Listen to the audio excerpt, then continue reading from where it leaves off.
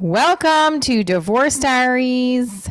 I am Michelle Trina, the creator of Divorce Diaries, and I'm trying to, it is working. Okay. Trying to see if my sound is working. I'm hopefully not too in the dark right now. I'm trying to move my camera over a little bit so you can see me better, guys. Welcome to a rainy ass weekend, but it was a productive weekend. I had Divorce Diaries in Princeton, New Jersey, which is where I actually kind of got divorced. And it was a little bit of, a weird moment because one of my former students that I taught in Trenton came to the show, one of my former coworkers who's also divorced. So it was a really powerful, fun weekend. This time, I had more than 4 people in the audience. I had, I think, about 20. And also, I felt like I just kind of let it go about the tickets. I've been promoting every day. I've been marketing, I've been doing hauling ass on it. And I was just like, I am just going to trust that there's going to be a great audience there, that I'm going to do my best, beyond my best, and get up every morning and rehearse every 5 a.m. I got up almost every morning at 5 to write and rehearse because I had to go to my mom's in the morning after I dropped my daughter off for school to help her because she's still recovering from surgery. So it was like I had to really be very strict about my schedule. So it's been a busy weekend, and it has also been I feel like a whirlwind of a week, really. I feel very guilty right now because my daughter went to her dad's this weekend, and I forgot to pack the medicine that she usually takes at night, which she has skipped nights before when she's with her dad. But he told me, he's like, it's not a big deal, and like even her doctor had said it's okay if she misses. But she's about to come home like any minute, literally any minute, and I'm just nervous because we have a birthday party to go to, and I know sometimes when she transitions from house to house, there's a little bit of a reset period. So I'm trying hard to not be neurotic as F and just take it in. But we will see what happens. I want to talk about making it, right? I've talked about it before on the podcast about what is this making it stuff, right? Like I've told this many times to get my Let fan. Colin O'Brady was on his podcast recently, and I sent this, I sent the episode over. I've been telling bunch of people about this episode with Colin O'Brady about how he literally has overcome a lot of things, and he is like I really should just be reading what it says about him online, but he has not only has he hiked Mount Everest, he's hiked a bunch of other places, and also trekked from one end of Antarctica to the next in a race and won this whole thing. And he was told at one point he couldn't walk or move. He wouldn't be able to ever walk again after an accident in college, and he did all this other stuff.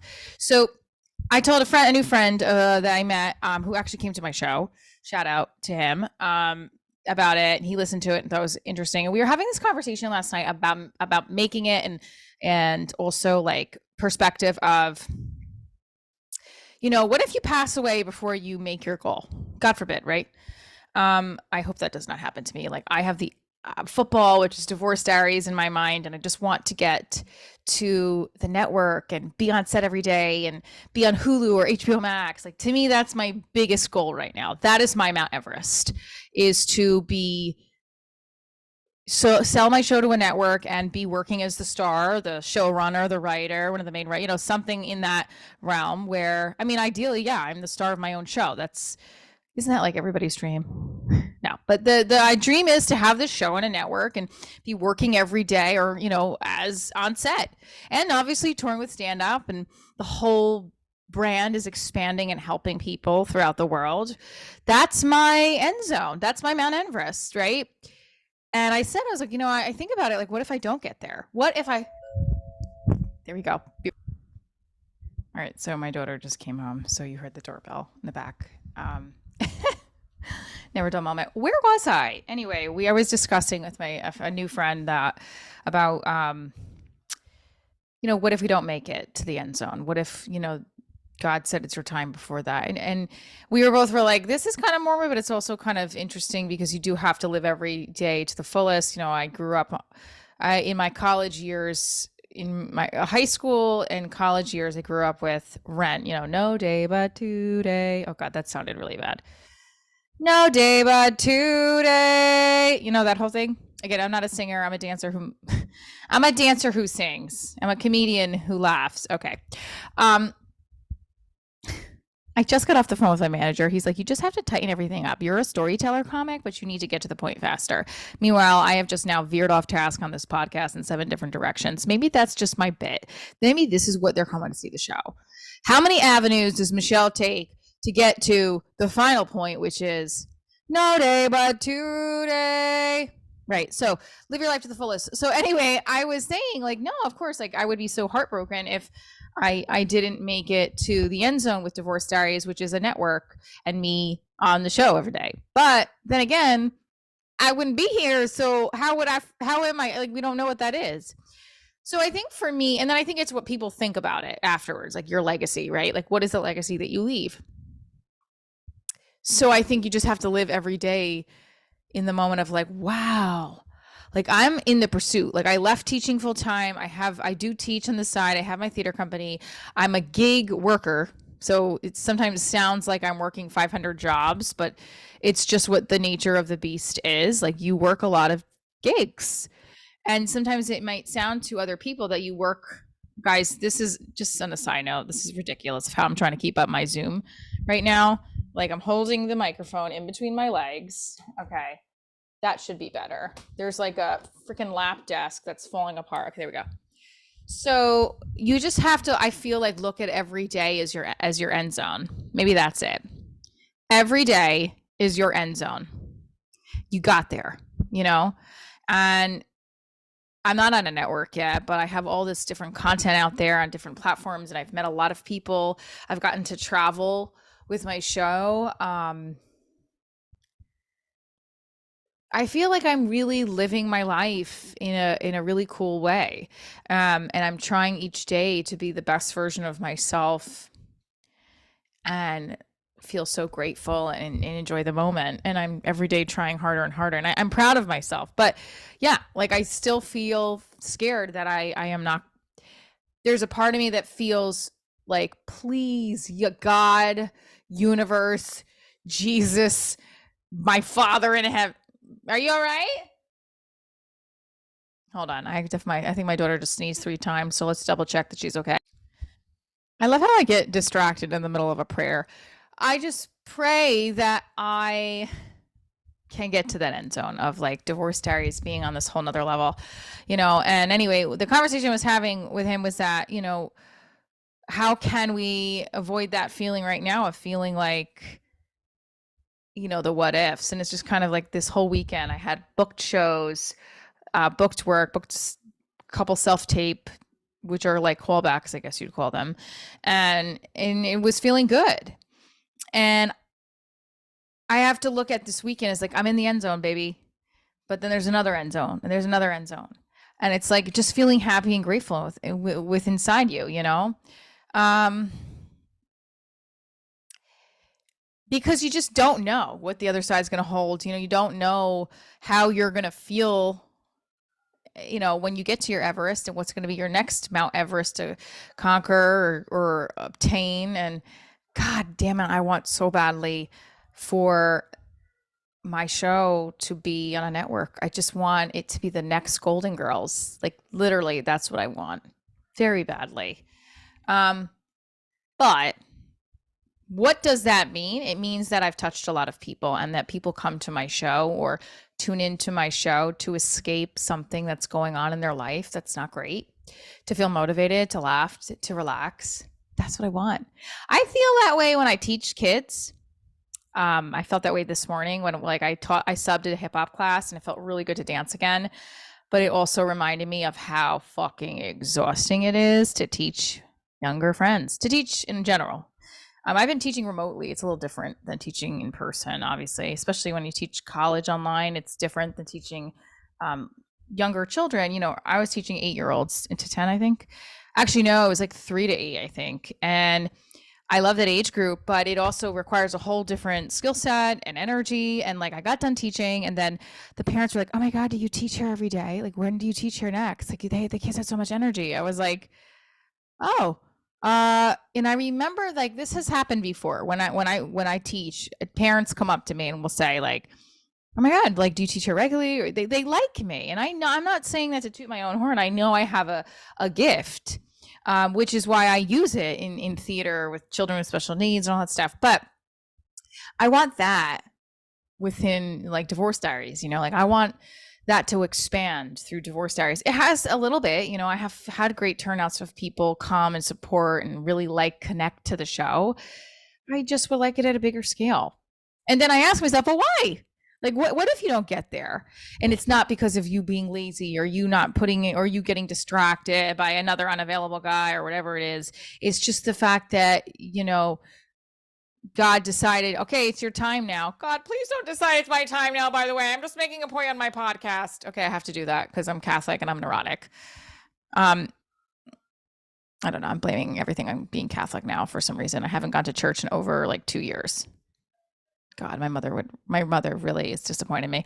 Anyway, so what would that mean? Like, I've been making it. I've been like always in the pursuit of what I love to do and taking care of the people around me that I love, like my family.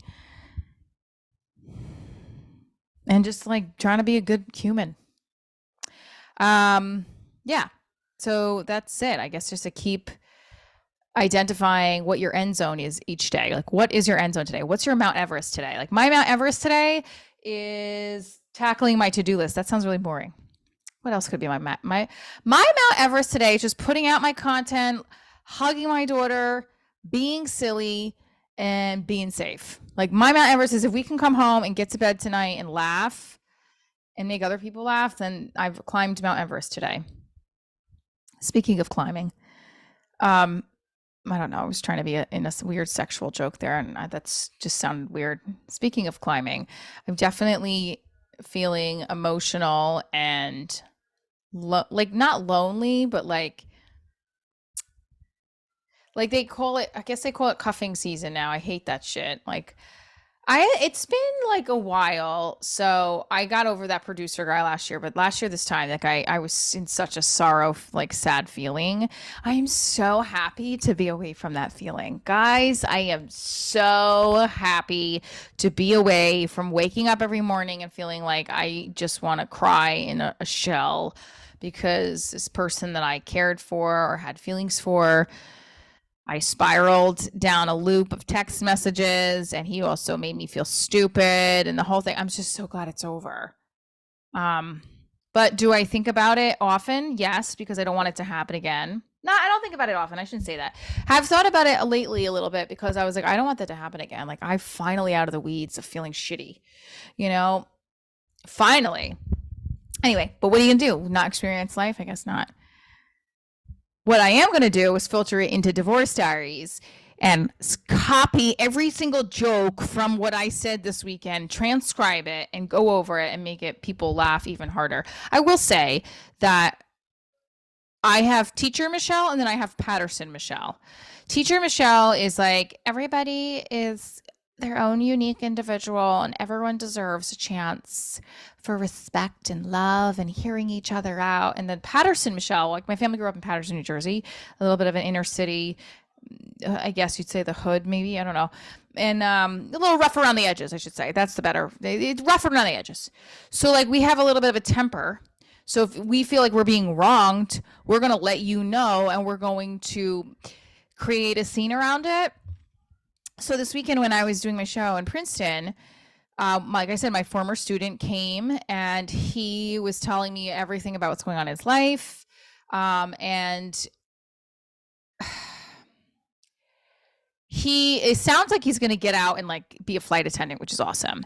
But he also has to take care of a lot of his family, and they had the lights turned off recently, not because they didn't pay. Because he told them, he's like, you're going to have to pay this. Because long story short, I wanted to treat him because it's one of my former students. Like I like to treat people, especially that I have been in my life and that I feel like they deserve. If they're coming to support me, and he's come to my show a couple of times. So I treated him and my coworker who didn't want to get anything. So I treated them to, whatever they wanted. So we ordered food and drinks. When this bill came, it was close to $200. And I was like, for 2 steaks and 4 glasses of wine. We each had 2 glasses of wine. And I was like, oh my God, it's gulp. And so I paid it and I left a 20% tip. It was $160, left 20%. Actually, no, I left $40. So that's more than four. Is that more? Yeah, it was more than 20%. I didn't have the cash on me though. First of all, I just had my card and they never gave me a menu. They just told me what they have. I was like, all right, well, I'll get the steak. And she comes back, and I used to be a server, so that's why I was like, I always like to take care of my servers no matter what. Very polite, kind, whatever. She comes back and says, do you have cash for the tip? Because he's gonna have to get the tip then 2 weeks later. And I don't know who she was referring to as he, because she was my server. So I'm assuming she meant her, but I was very confused. Okay, well, you know what? Then I'm wrong. Maybe she's identifying as a he. I don't know. I don't know. Whatever. Either way, I'm pretty sure she's talking about herself. Regardless, I know firsthand you are not, no manager in their right mind would tell you to go up to the customer and say, give the tip in cash. You are not to do that unless the rules have changed. They might have changed. So I go, so my former student, he takes out his money and he puts the money on the table. I said, no, I didn't want him to do that. Right. I was treating him, especially after hearing how his lights were turned on, all this other stuff that he's trying to work to get into this, air flight attendant school and move on his life, So I got upset. I took the pen. I said, no, I gave him back his money. I took the pen. I crossed out the tip. I had $20 cash in my laptop bag. I put it on the table and I walked away. And the waitress goes, oh, because I crossed out the $40 tip and gave her $20 cash. Well, I gave you what you wanted. You wanted cash. That's all the cash I have. I know, and I was upset because I didn't want to not leave 20%, but I thought it was really rude of what the fuck she did. And she wasn't as soon as I said, no, I don't have cash, she kept going on about it. She's like, well, I was like, well, what? Well, what, bitch?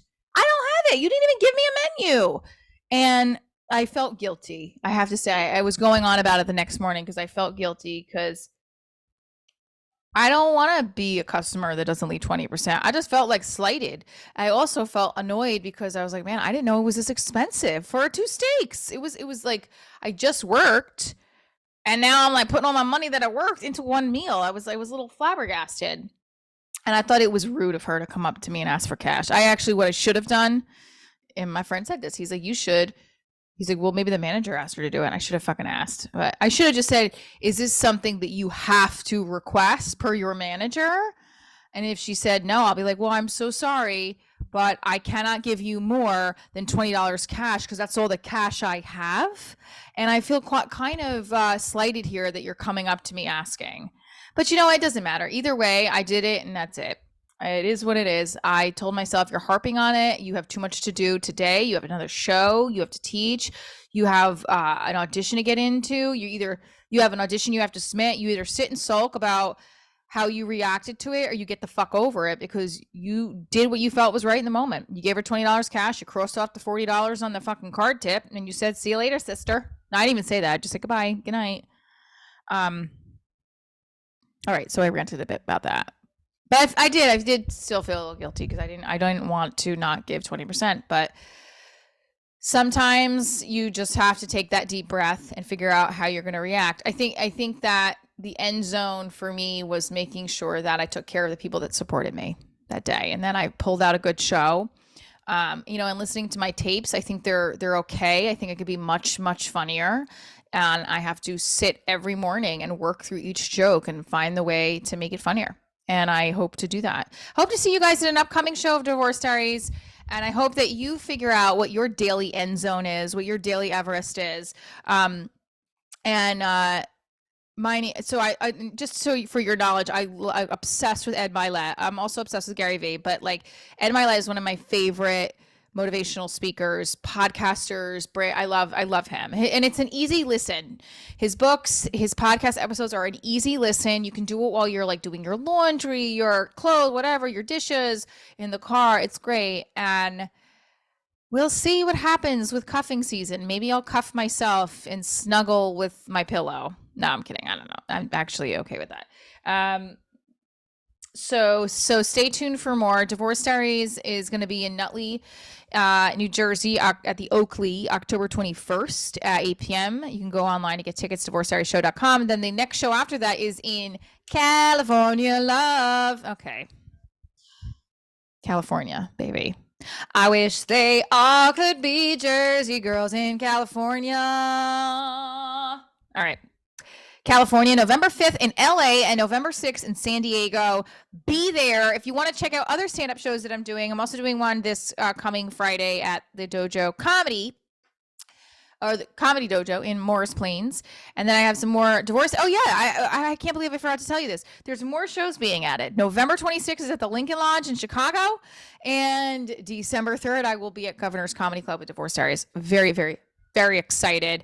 If you or anyone you know is interested in hearing more about investing into Divorce Diaries TV series, please hit me up. And I don't mean invest in $200. We mean big checks, because we are filming season 1, 2023, and we are moving forward with some things. So if you're interested in investing, please hit me up at divorcediaryshow@gmail.com, or my producer, David Vox-Mullen, at davidvoxmullen.com. I love you guys, and I love. That is why I got divorced. Keep living your happily ever divorced after. Stay tuned for more. I'm Michelle Trina, and this is Divorce Diaries.